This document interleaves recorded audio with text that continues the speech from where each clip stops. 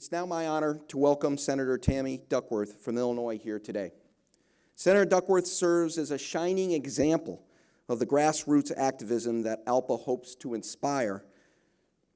Injured in Iraq when her helicopter was hit by a rocket-propelled grenade, Senator Duckworth became an activist during her year-long recovery at Walter Reed Army Medical Center.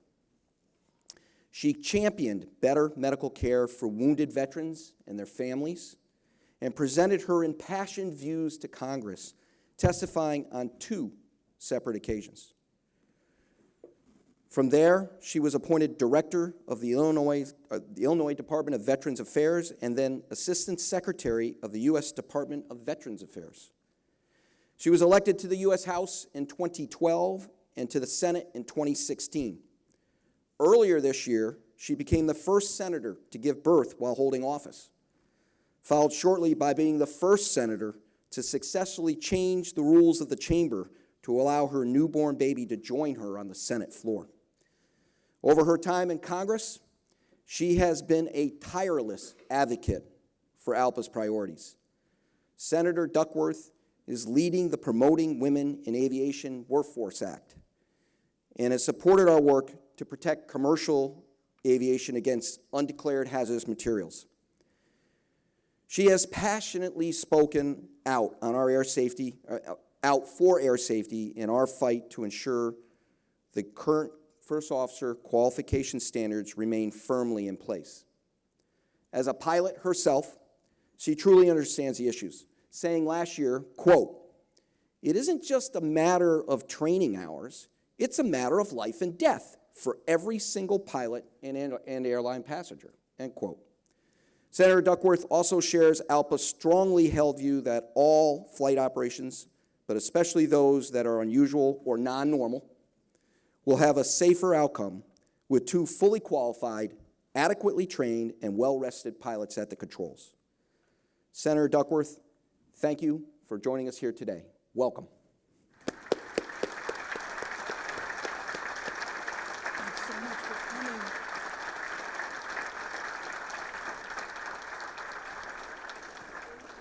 Thank you, everyone.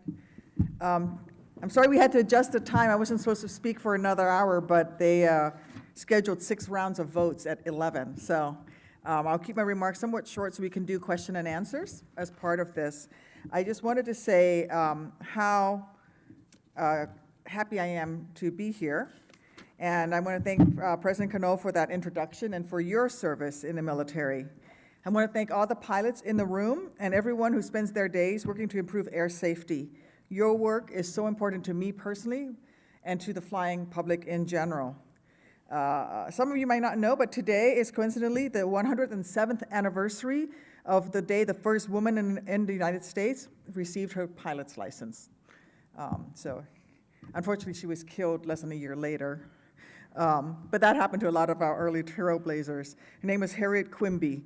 She paved the way for so many to become pilots, and especially for a woman to become a pilot by seeing someone who can do that. I had the best job in the world, flying my Black Hawk for the United States Army. I never thought I would do anything else, and I loved every single minute of it. And if you came to me right now and said, you know what, we'll turn back the clock, and you get to go back to flight school, and start all over again, I'd say, hell yeah. I'd do it all over again, even knowing what happens later.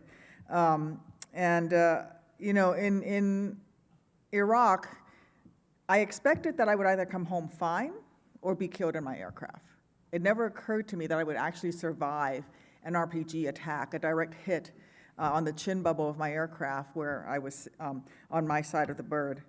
I never really planned to live a life with my disability.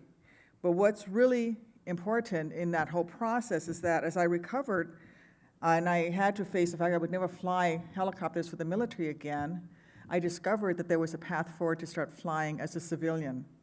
And so it took 5 years, a couple of soda rides, but I managed to get my private pilot's license, and so I'm back scaring the bejesus out of myself once more, along with others.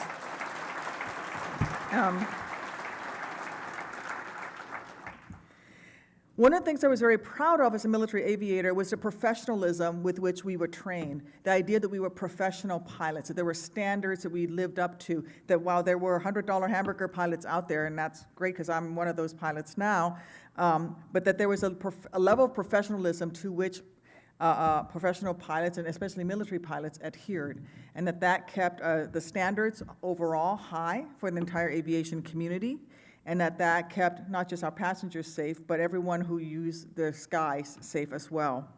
And so my experience as both a military and a civilian pilot is exactly why I'm working now in the Senate for Safer Skies by helping to improve flight safety policies and save lives. It's also why I really appreciate ALPA and what it does by pushing to maintain the highest standards for professionalism by airline pilots. I'm glad you're all here. We're getting ready to debate the new FAA reauthorization. Just want you to know we think we're pretty 90% sure that we're going to get it done before the September 31st deadline. So I don't see any major obstructions. We pretty much have come to an agreement on just about everything. Hopefully it goes to the floor the week after next. Next week we are back home doing our home work periods in the Senate. And then when we come back the following week, we'll be doing FAA reauthorization. We need to worry about some misguided efforts that have taken place on the run-up to this FAA reauthorization, specifically efforts to reduce safety, like the attempt to weaken the 1,500-hour rule. On this issue, I think if you just look at the numbers, they tell a very powerful story, regardless of whether or not you have an aviation background.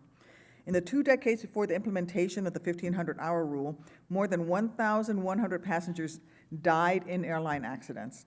Since the 1,500-hour rule was put into place in 2010, we've seen just 1 fatality. While that's 1 too many, we know this rule works and the numbers don't lie. Why would we go back to the days when the hotel room courses and CD-ROM tutorials were an acceptable alternative to flight training? It makes no sense. As Captain Sullenberger says, we can't control harsh weather patterns, but we can control how prepared a pilot is to handle unexpected situations in flight. And trust me, there is no training substitute for actually flying the aircraft or actual flying time and real-world experience. And I've come to know quite a few other pilots in my life, and none of them believe that ground-based training alone is acceptable alternative for the skills and judgment you acquire during flight training. I mean, we all know this, and I know this firsthand. I've been in dangerous flying conditions, some of which were self-induced. Okay, more than a few were self-induced. I once watched a Huey do asymmetrical shedding of ice in Milwaukee because I was stupid enough as a young second lieutenant to get talked into trying to fly home at the end of a drill weekend day by a higher ranking officer who needed to get home, and we flew in, and that scared me. At the end of that, I said, no, we're not going any further. We had to spend the night here, and then we're going to spend the night here. It helped me develop a little bit of a backbone. But some of those looking to degrade this 1,500-hour rule will tell you that we need to lower our standards because we have a pilot shortage in America. We've all read these stories. There's a pilot shortage. There's going to be a pilot shortage. There's never going to be enough pilots. And then we send and people go through flight school, and they spend the money, and because there's going to be a pilot shortage that never comes. It's just not true. More than 26,000 ATPs have been certified in the last 4 years alone. And as we speak, there are roughly 2 ATP pilots for every available job. Instead of lowering standards and hiring unqualified pilots, maybe those who are opposed to the 1,500-hour rule should focus on ensuring qualified pilots are paid fair wages that reflect their professionalism and their skill levels and their responsibilities they take on as a pilot.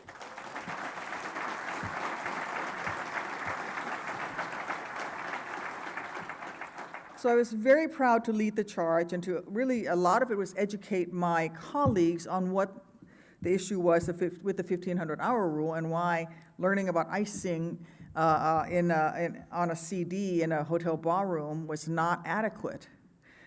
We owe it to the American public to keep these proven safety standards in place. I'm also troubled by a provision that the House passed in their version of the FAA bill that could lead to single pilot, all cargo operations, as if cargo aircraft are in a different sky than the rest of the aircraft, and so it's okay to just go with single pilots there. Look, the research we already have by none other than NASA itself, has found that these operations result in unacceptable reduced safety margins with a single pilot and safety and performance degradation. An aircraft requires 2 experienced qualified pilots to maintain operations, check weather forecasts, scan for other aircraft, communicate with air traffic control, and so much more. Or as my flight instructor at Fort Rucker said, I can teach a monkey to wiggle a stick, but I need to really develop you over years to become a pilot. We need 2 pilots in these aircraft. It is unreasonable to expect 1 pilot to manage critical communications while also operating the aircraft in a time of crisis, and I hope the Senate rejects this misguided provision, and I'll make sure that I talk to every one of my colleagues who will have a vote on this to explain to them why this is so critical. I'm also working to address the hazardous materials problem by supporting efforts to better identify these materials before they're loaded onto the aircraft. We've been able to make America the safest aviation arena in the world despite having the most crowded skies, thanks in part to the 1,500-hour rule, and we want to maintain that status, and we can't allow things like single pilot operations or lax standards on hazardous materials to degrade the safety of our skies. And I've weighed in with our leadership in the Senate to support this status also. Also really proud to be working on issues that have to do with the traveling public, especially with nursing mothers. As I had my first daughter at the end of 2014, and I found myself needing to express breast milk, I was told I had one of 2 options. One, go use the public toilet, the handicapped stall, to express my breast milk for my daughter, which is disgusting. Or 2, just go plug your breast pump in next to all the people sitting on the floor charging up their cell phones, and you can pump there. Neither of those were acceptable. And so I'm very proud that in this year's FAA reauthorization will be my FAM Act, which will require all medium and large-size airports to provide lactation rooms for nursing mothers to either breastfeed their babies if they want to do that in private or to express breast milk. And this will help the working public. I was also told that it would cost too much money, that nobody would do it, and now you're seeing actually, even before the rule puts into effect, airports that have lactation rooms in place. I encourage my colleagues to support this common sense legislation, the FAM Act, as we begin to debate the FAA reauthorization in the Senate. I hope we can continue to work together to make the air travel a safer, more accessible experience for all Americans. I'm so proud to be here with you today. I'm going to stop talking and take some questions if there are any questions from the audience. Thank you.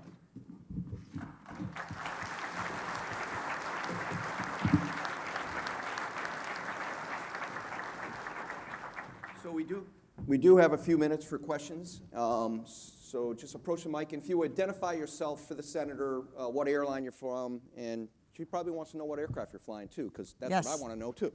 So, Exactly. Scotty, over to you, sir. Senator Duckworth, Scott Hammond, Delta Airlines.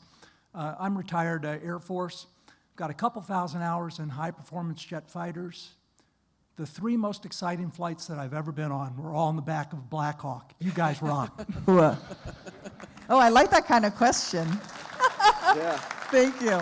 I got to say, I love my Black Hawk, but I also have a special place in my heart for Hueys. I started out flying Hueys, H models. Any old Huey pilots out there?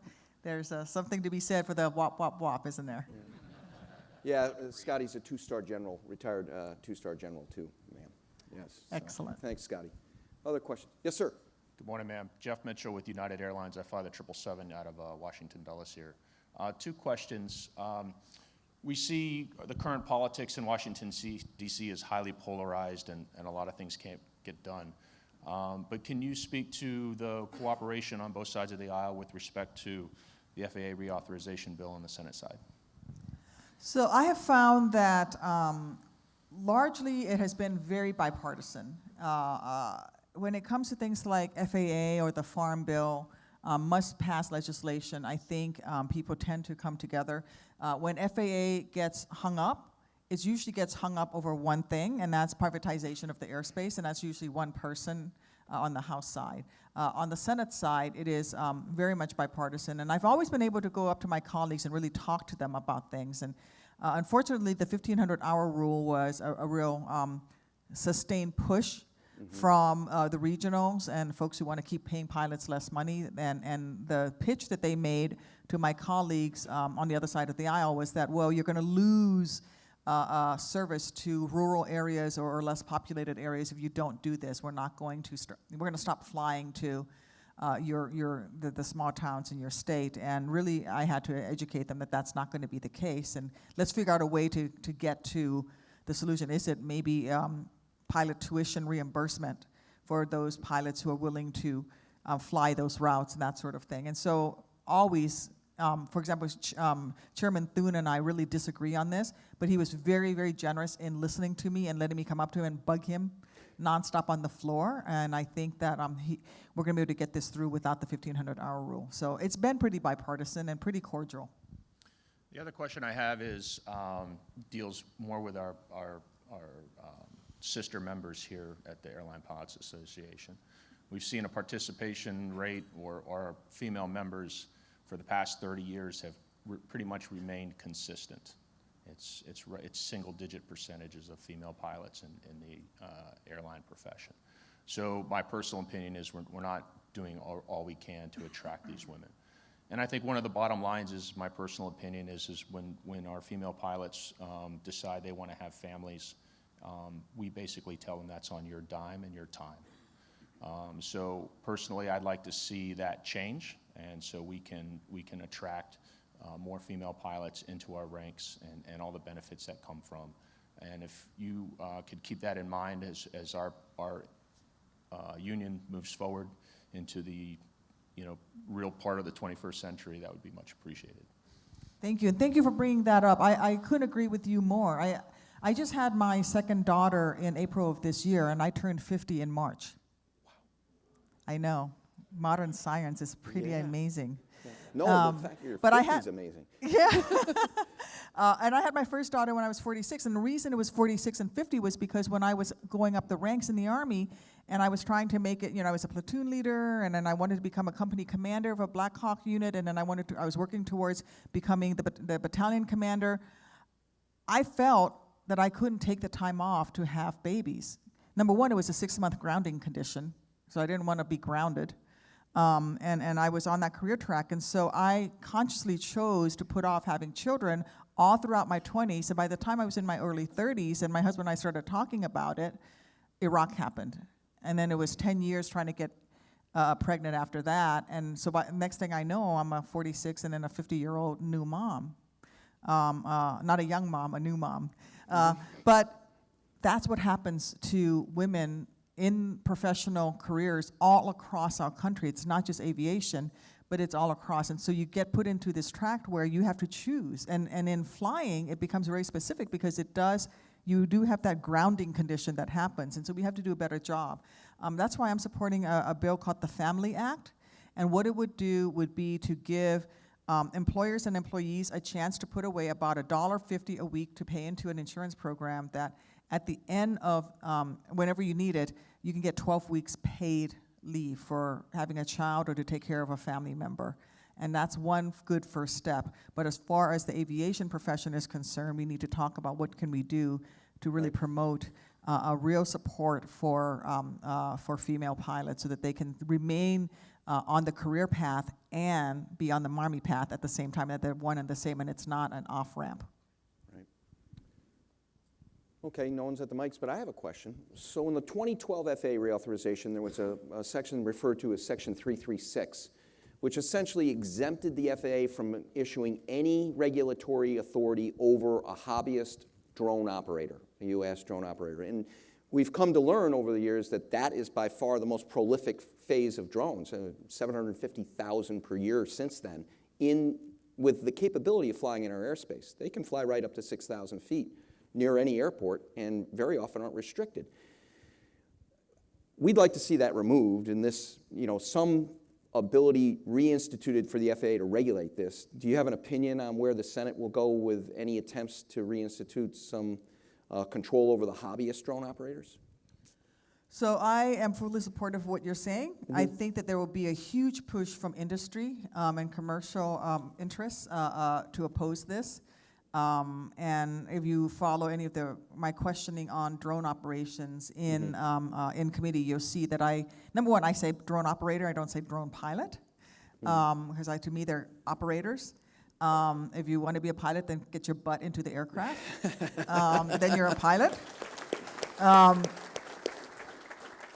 And I'm pushing this very hard because some of the things that I'm talking about would be mandatory transponders so that we can identify the drone itself. If it violates airspace, that we can find that drone, that we know who it belongs to. If you are going to operate a drone, then every single one of them should, when you send in your product registration code, that we know who that drone belongs to, and we know what its transponder is, and we can track that down. I mean, I was flying, and this was not drone operations, this was a model aircraft. A few years back, I was flying in Patuxent airspace, transitioning the airspace, talking to air traffic, and I had a model aircraft. I was at about 4,000 feet, and I had a model airplane come up and miss my propeller in my single-engine aircraft by about 5 feet. Scared the living daylights out of me. Right. There's nothing it went right up, came right up, and that was radio control. And these drones can go much faster, and many of them are much smaller, and it doesn't take a lot. You can take down. But I would agree with you, and that's something that I would work towards. But I will tell you realistically that the commercial interests will push back really, really hard against it, and that we would be in for a real fight. Yeah. Not that it's not a fight worth having, and I'm certainly willing to have that fight, but I don't think people understand what these drones can do. And they're like, oh, it's just a little tiny drone my kid plays with. Yes, but you suck that into an engine. You got a problem. Yeah. Well, and as you know, recently we had a small hobbyist drone hit a Black Hawk over Staten Island, and luckily they were able to land safely, but it's an example of how they're out there, and we're having to deal with them today.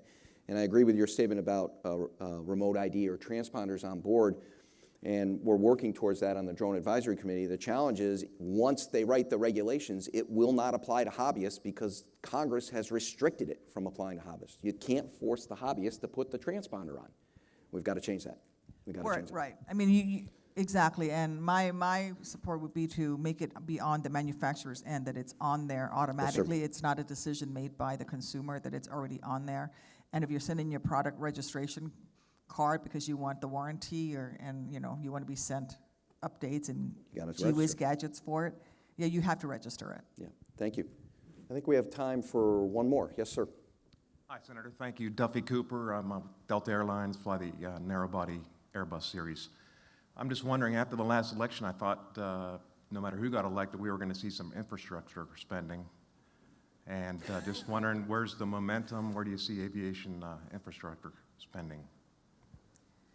So I'm working on aviation infrastructure spending in particular. I'm on the correct committee. Unfortunately, what happened was the current administration, the Trump administration, said they were going to spend, and they basically zeroed out the Department of Transportation's programs, and then they put money into their infrastructure plan, but it was a net loss of about, and I've got Mark Copeland, my transportation guy, here in the room. It was $200 billion loss, correct?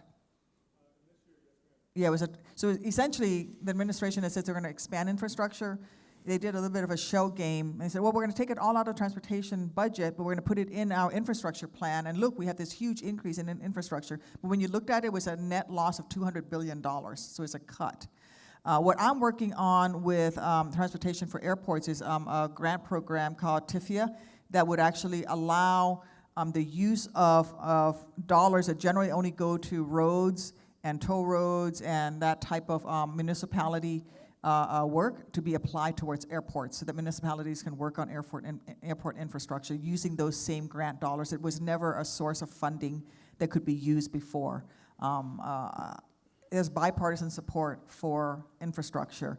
When we had the tax cut proposal that came out earlier this year that was passed on very partisan lines, I made it clear that I would have voted for that tax cut had they promised to take that $1 trillion that they were going to get from overseas and put it all, 100% of it, into infrastructure.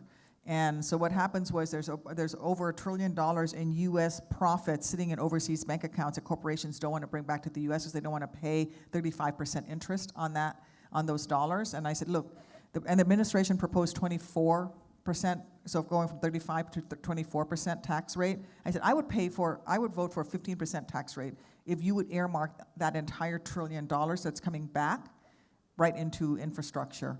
And there were quite a few Democrats who had voted for that, but they didn't. They just instead just turned around and gave that money right back to the top 1% of earners, which I would say that our infrastructure needs the money more than, the maker wealthy. Thank you. I'm a Democrat after all. Any other questions? Yes, Steve. Hi, Senator Duckworth. Thanks for taking the time to be here. I'm Steve Jangelis, the Aviation Safety Chairman for the Airline Pilots Association. I'm from Illinois. I grew up in DuPage County, son of a plumber and pipe fitter. And when you're working in the trades like that, there's not a lot of money available for extra income or to do things like take advanced degrees or do advanced learning programs. There's two routes to get to the cockpit right now. The route you took through the military or through the civilian world. As we've talked about the pilot shortage and work that's, we've been discussing it and everyone's wringing their hands, it all comes down to money. How do we get students or cadets that would be really good in the cockpit but don't have the fiscal need or fiscal ability to get into that cockpit and get into this training environment? How do we, is the federal government looking or working with partners? Is there any ideas out there that could get those folks into our cockpits in the future? So one of the things that I've been looking at, and I don't know how successful it's going to be, but it's the same program that currently is being used for doctors. And what it would be right now, if you are a physician and you go through medical school, you can get your tuition, your entire debt for medical school paid off at, I think every year, 20% of it will get paid off if you're willing to go work in an underserved populated area. And so I propose expanding that program and allowing that for flight school debt, so that if you go to flight school and you accrue all of this debt, that if you're willing to go work for a regional airline that's flying into regional airports and you do it for 5 years, after 5 years your entire debt would be paid off, and that would be a way that you could afford that. I will tell you though that the program is really underused as it is applied to physicians. And I don't know how successful it would be for in aviation. Might be a whole different mechanism, but it's certainly one of the things that I'm looking at to see how do we make this viable so that young people can do this. By the way, I'm not the airplane nut in my family. My husband is, and my husband's been wanting to fly since he was about 7 years old when his dad took him up in a Piper Cub, he's the reason I'm in aviation, because when we first started dating, I thought I was going to become a signal officer and a translator. And then I was told that the only combat jobs open to women in 1993 when I went to flight school potentially was going to be in aviation. And that's why I applied for flight school, and it turned out I had an aptitude for it. But I would never have done that had he not told me that women were being allowed to fly helicopters in the Army. For him, it was never a path that he could take, because he is that poor kid from a rural family, and so he never realized that dream, and he's a private pilot now. He flies gliders. Why would you start a flight with an engine failure? I don't understand. He claims it makes him a better pilot. I'm like, there's no go-around capability. This is crazy. Right. But I'm like, give me 2-3 engines, more power. It's like completely different philosophies towards flying. He's all like silk scarves and, catching waves and all of this stuff. And I'm just like, more power. More,